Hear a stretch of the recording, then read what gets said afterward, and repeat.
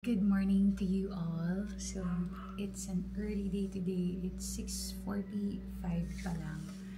And it's a holiday. April 9 ngayon. And maaga kami ni Carl kasi we're going somewhere with my in-laws. So, Carl's parents. And of course, yung kapatid niya si Karen. We're going somewhere.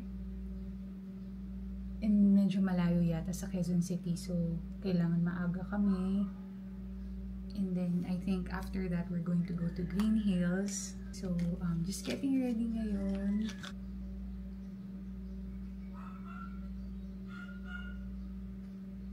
This is my favorite lip combo.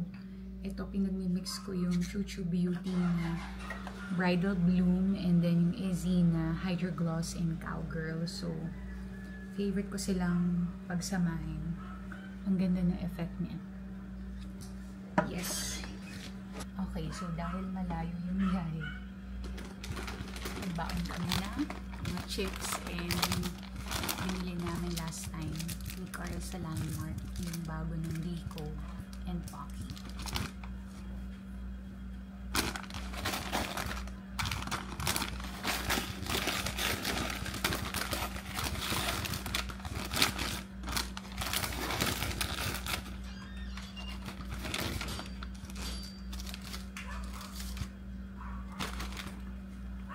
Of course, don't forget to bring water. Lagi kami may dalang water ni Carl kahit saan kami magpunta.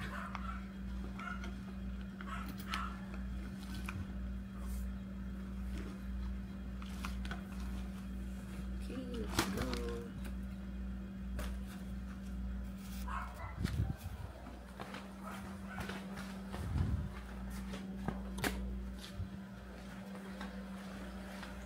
So, nandito na kami sa house ng parents ni Carl and now, I'm going to fix my left brow kasi there are really days na ganyan, ang hirap niyang ayusin kasi lalo pag nagmamadali ako sa umaga like kanina kasi nga maaga kami today. I usually kasi do my brows. Kapag may work ako, doon na sa work ko, doon na ako nag-aayos. As in, I do my full face except my brows. Tapos, pagdating ko sa work, doon ko na siya inaayos. Kasi nga, I know, hindi ako magaling, hindi ako mabilis magkilay. So, I always do it last.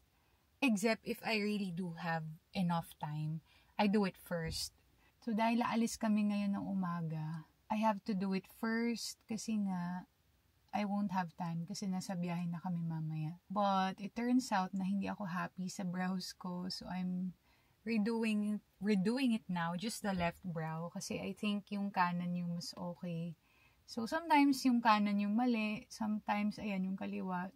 Or minsan both. So, inuulit ko talaga siya. Kaya I always bring my brow products with me. Iwan ko na yung buong makeup kit ko. Wag lang yung pang brows. Kasi it's gonna be a bad day for me kapag pangit yung brows ko. Aminin nyo yan. Kaya I make sure I always have my brow products in my bag. Siguro gagawa ko ng what's in my bag soon para mapakita ko sa inyo talaga yung mga dinadala ko whenever I go out. So, ayan, isa na yan sa mga nasa bag ko palagi, itong mga makeup products.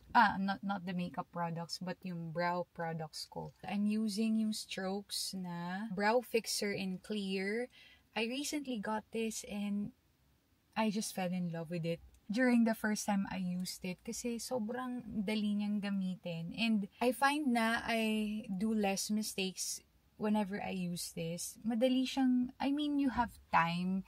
Lalo pag hindi ka magaling mag-laminate ng brows kasi it's for laminating din. So, ako nadadalian ako sa kanya compared kay Get Ready With Me, kay Absidy. For me, parang so far, ito yung top 1 ko or favorite na brow gel na na-try ko ever. Kasi yun nga, hindi siya madaling mag-set. Kaya you have time to brush it and to, alam mo yung position it kung saan mo siya gustong mag-set. Kaya for me, forgiving siya compared sa other brow gels. So yan, pinapatuyo ko lang siya before ko siya patungan ng brow pen from Izzy. So ito pa rin yung ginagamit kong brow detailing pen from Izzy. Still my favorite. Ito na yung bago ha, kasi last time yung pinakita ko sa inyo, dugyot pa yon, yung sobrang sira-sira, yung putol na yung spoolie side. So, ganyan talaga yung itsura niya kapag fresh and new. But this one is not really new.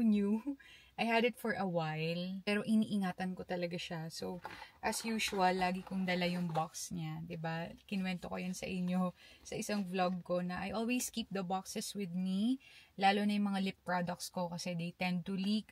Ayokong nagli-leak sila sa bag kasi sobrang hassle talaga pagka nagli-leak yung mga makeup mo, 'di ba? Para rin ma-preserve or ma-maintain ko yung packaging niya kasi ang gaganda naman talaga ng mga packaging ng mga products lately. So, kinikip ko talaga sila sa box nila. I don't care kung bulky man sila, basta nakabox sila. Yung pagkaset pala nitong Strokes na brow fixer, it's not really matte looking. Yung parang, alam mo yung effect ni Get Ready With Me na sobrang laminated talaga. This one has some kind of sheen. Medyo may, parang, hindi naman siya basa tingnan. But for me, para siyang, ano ko ba i-describe yun? Para kang di ba sa mga guys, they do have hair gels. Parang ganon. Parang medyo may pagka-shiny siya. But not shiny in a way na parang oily ng kilay mo. No. Ang ganda niya actually kasi mas na-enhance niya yung color ng brow hair mo. For me ha. So, tulad ko, parang, ayan, mas naging black yung kilay ko. Kaya, hindi ko na siya kailangan drawingan ng sobra. Kasi parang, actually, pwede na yan eh. Pero ako, mas gusto ko yung medyo defined. I like adding more brow or hair-like strokes sa kilay ko. Syempre, may mga sparse areas pa rin yan.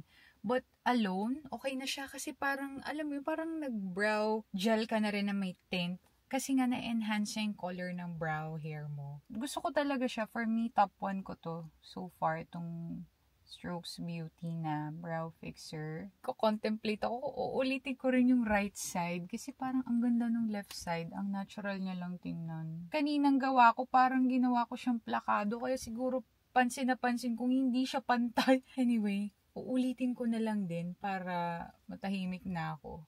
So, ito, ginagamit ko regular wet wipe lang. Ginaganyan ko lang siya as in binubura ko. And one thing na nagustuhan ko pala dito kay Strokes, hindi siya namumuti-muti. Wala siyang yung parang dandruff, which nakikita ko pagka gamit ko si Get Ready With Me. Kailangan talaga, alam mo yun, yung as in clean na clean yung brows mo para walang maging dandruff, walang maging puti-puti. Pero minsan kahit sobrang nilinis ko naman, wina-wipes ko yung kilay ko, before ko gamitin yung sa Get Ready With Me, meron pa rin talaga. So, I don't know why. Pero with this one, pasadahan ko lang yung kilay ko ng ganito. Ayan, tulad yan. Papasadahan ko lang siya. Wala siyang buo-buo or wala siyang puti-puti. I've been meaning to try this for the longest time. But, lagi siyang sold out kapag gusto ko na siyang bilhin. Or kung meron mang stock, hindi siya sale. And nag-sale siya last time. So, nakabili ako. And nung na-try ko, grabe. Sabi ko, ito na talaga yung gagamitin kong brow fixer. Kasi, na-amaze talaga ako, na-in love ako sa first use ko sa kanya. So, sige, pakita ko sa inyo yung difference, ha. Ayan, so ito yung ginawa ko kanina. Inulit ko. Diba, ang natural niya lang tingnan. Ayun, medyo may sheen siya ng konti. Ito yung brows ko na wala. Yan, binura ko lang ngayon, diba?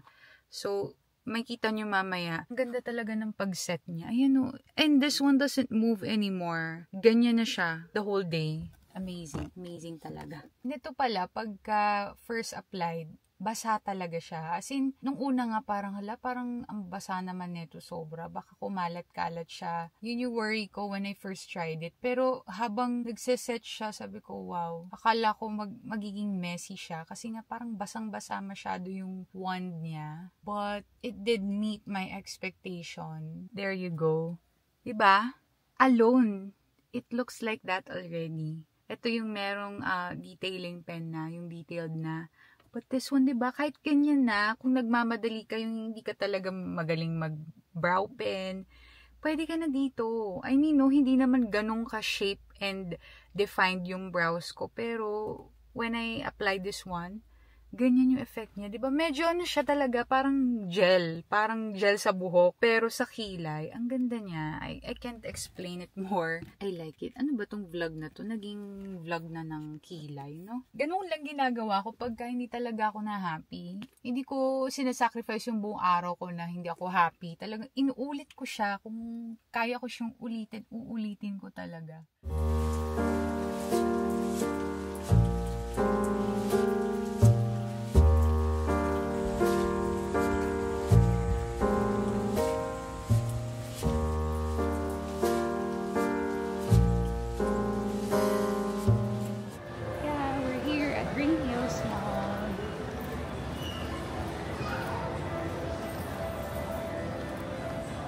Masyadong open.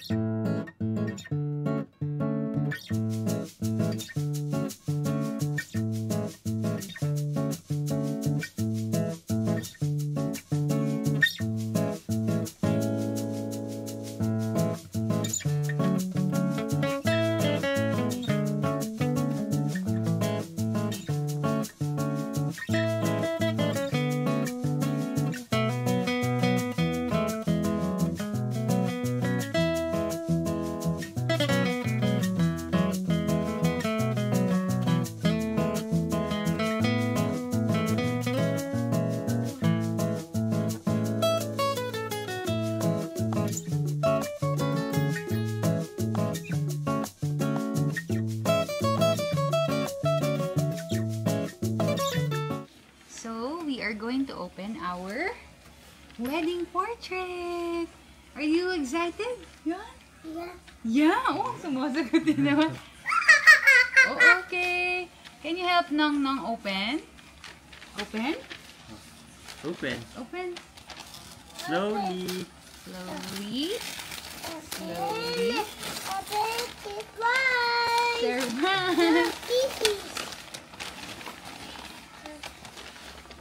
Wow! Who's this? Good job. And wow! Nakasmile siya. You like it? Who's this? Who's this again? Who's that? Who's this? Alam naman niya. Hello pa siya. Hi guys!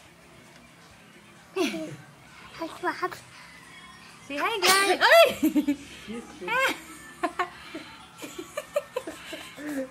Say hi guys! Hi guys. Oh, don't press it. Hi guys, like this. Oh, hi guys. Hi guys. Say bye guys. Hi guys. Hi guys. Hi guys. Hi guys.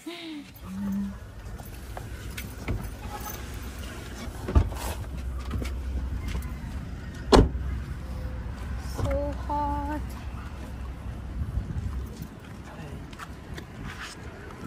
It's the next day and na-board kami ni Carl. Maghalo-halo lang kami pero nandito tayo. Nagpunta kami Ashen. Layo ng halo-halo natin ah.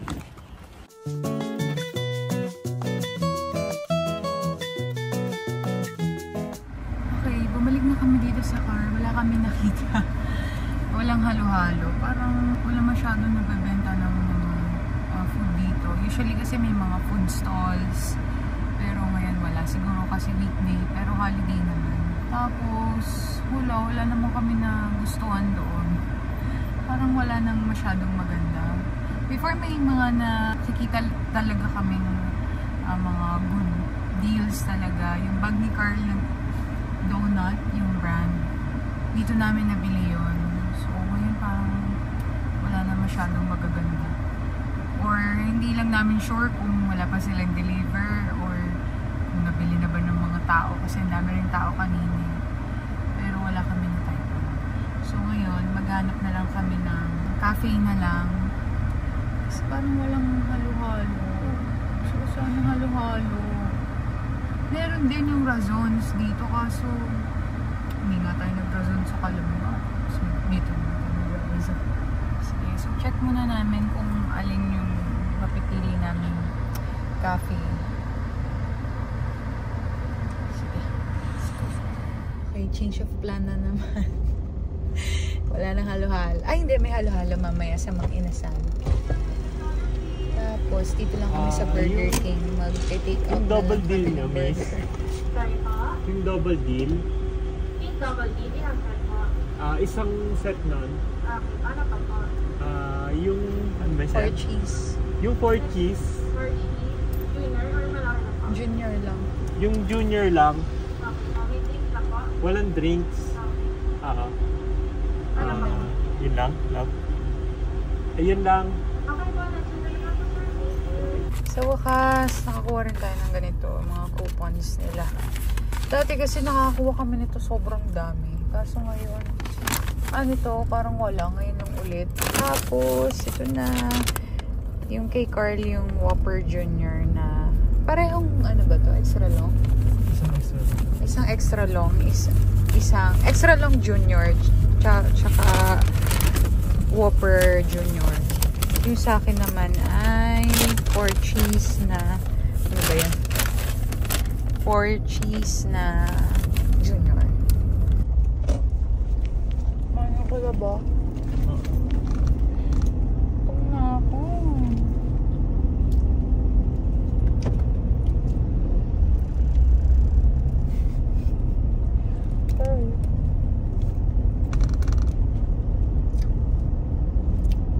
Ganda rin ng BK dyan. Ayos yung gawa niya.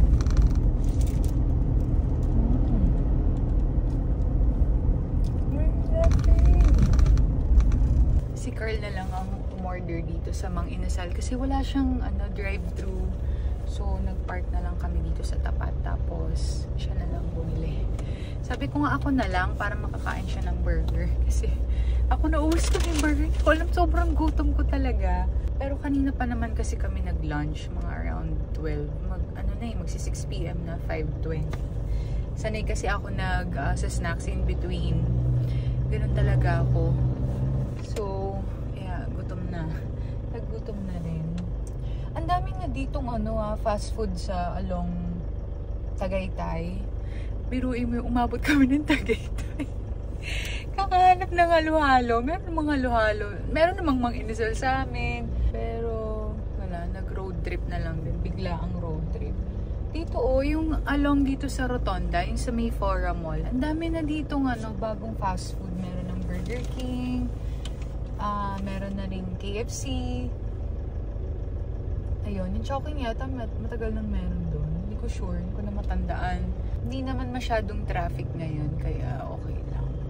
Yung pababa, yung kanina doon sa Silang, doon traffic kasi may ginagawang daan, kaya hindi na kami dadaan doon. Dito na kami sa Tagaytay Road.